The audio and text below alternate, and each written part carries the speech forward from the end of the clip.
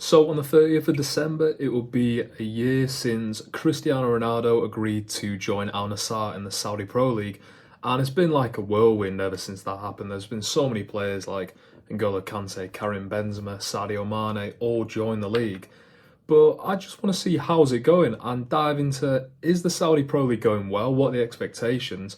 And just what's really the update of it. So let's get into it. And ever since Ronaldo joined, it has been a whirlwind of players going over there. It's been an absolute revolution in the country. And if you look at the graph I'm going to put on the screen, it's about $490 million that they've spent over the last summer. And if you're comparing that to La Liga with about 320 million, it's chalk and cheese really. They're spending so much more, and on the wages as well. Even more than the Premier League, they are spending so much money on the wages. So it's a case that they've definitely made the statement, but it's died down a bit, hasn't it? And I personally think it died down when Mbappe and Osimhen chose not to go, because when Ruben Neves joined, it was scary for a lot of fans because they were thinking, right, the Premier League's over, the Serie A, the La Liga, all the big leagues are over because these young players are now going to want to join. And luckily, we didn't see Mbappe because the wages they offer him was stupid. It was, 800 million a year, I think. And the fact that he didn't join, man, it's not struggling at PSG, but it showed that not all players are just going to go tempted for the money. Likewise with Osimhen. And luckily, this it kind of put a stop to the Saudi League's dominance over the summer window, because we saw players like Mane, Firmino, Benzema, Kante, Ruben Neves, like I said, Koulibaly, all these players go over there, but they were coming to the twilight of the careers other than Ruben Neves. And it wasn't really, in another world, we could have seen them go to the MLS and no one had batted an eye, really. But they went to the Saudi League. But with spending all this money, it comes with the risks and it comes with the shady business that, goes along with it. And this is a case with someone like Al Hilal, because they brought in players like Neymar and Koulibaly and Ruben Neves. However, with a player like Lisandro Alzolgrai, the Argentinian winger, he joined Al Hilal in 2022 and actually got injured and only played one game for them. And they actually released him because they accused him of not turning up to training sessions, and he has accused them and actually won a settlement that he just got injured and they just wanted to make room for him, which when you have players under contract, you can't just get rid of them, and obviously it's going to come around to bite them. 12 million, 13 million, I believe the teams overall have got fined. It's a drop in the ocean compared to what all other players are on and what the clubs can pay.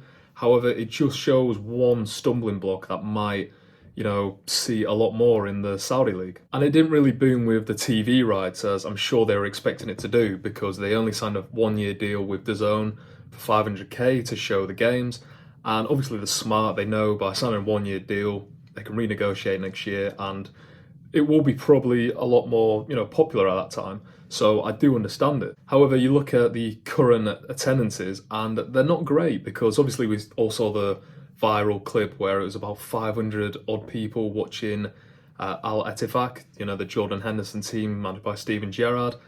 And obviously that got ridiculed, but even the big teams like Al Hilal and Al Nassr, Al Hilal can't even fill more than 50% of the stadium, and it is about 68,000 seaters. So, it's tough, yet they've still got players like Neymar, he's injured, Ruben Neves, a lot of top players that you think people want to watch.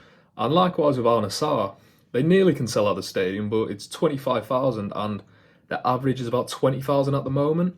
And you compare that to if Ronaldo was back in England or anywhere in the world really, he would be selling out stadiums like you see Messi doing in Miami at the moment. But we do still have to remember that the league is somewhat still in its infancy stage, because it was only founded in 1976, and I know something like the Premier League was founded in 1992. However, it wasn't the start of English football that had been going on for 100 plus years at that point.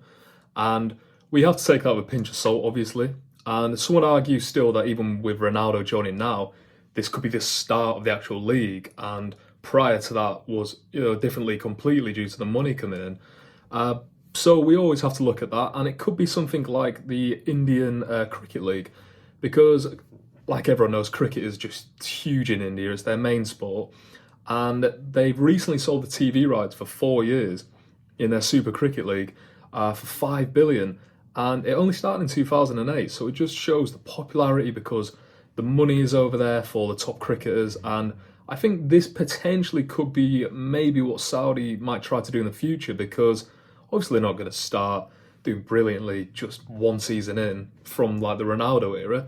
It's going to take many, many years. However, it could be seen as something what they're doing in India with cricket, and they're just pumping so much money into it, and people, it's the best show on earth in cricket, so people have to go watch it. I personally think when the Saudis, if they can ever get him, when they get Mo Salah, I think this will be a big turning point, because obviously they tried to get him in the summer window just gone and they struggled. And he is under contract for Liverpool for a couple more seasons. However, if he doesn't want a new contract to Liverpool, he wants to move, maybe he just wants to get a good payday before he finishes, it will be a massive move for them, because he is probably the most famous Muslim athlete in the world. And if you have him in Saudi Arabia, because he is so popular, he's probably the most famous African, maybe just person in the world at the moment, at least sports person. And it's a case where if they can bring him over to Saudi Arabia, it might just make the sport go absolutely crazy, because they'll bring so many new fans in, because there's just so many Mo Salah fans. And also, as someone who's somewhat relatable, obviously Egypt isn't in Saudi Arabia. However, some of the culture is similar, isn't it? And I think if they can ever do that, if they can do it, it will be a massive thing. But we have to look at it. What are the Saudis' intentions? Because people say there's quite a few. Is it to get the 2034 World Cup, because it looks like that is what's going to happen?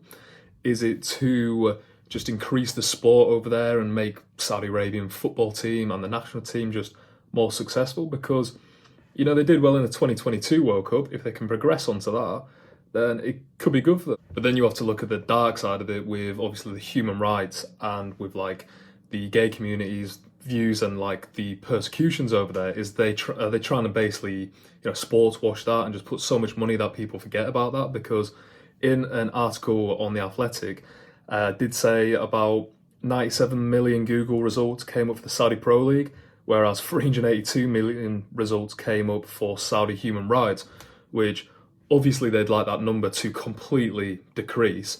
And maybe this is it. Maybe this is what they're doing with the golf and trying to get the World Cup and the Saudi Pro League. Maybe it's just trying to completely wash over that. And obviously they're doing it with Newcastle, because Newcastle are becoming somewhat of a force in the Premier League at the moment. However, it'd just be interesting to see really what they're going to do. Are they going to get more and more journalists, the UK, the Italian, the Spanish, the big journalists over there to cover the Saudi game? They're just going to keep on pumping money in and get younger players, so people actually want us. Because at the end of the day, if Ronaldo was 28, they'd have been able to TV rights for a lot more than 500k. However, no one's really that bothered about him anymore. But yeah, it's died down because it was such a massive story in the summer, and it's kind of gone a bit quiet now. However, I'm sure in the transfer windows again, when they start spending the money, it'll be interesting to see. So if you want to let me know what you think, if you're a Saudi fan, tell me, let me know how the league's going, because obviously, I don't get to see it that much. But tell me what you think about it. Is it good for the country? Is it bad for the country? Is it good for football? And if you're just a normal fan, just tell me what you think as well. If you could leave a like, that'd be great. And if you could subscribe, I've got some more content coming out like this. Thanks for watching.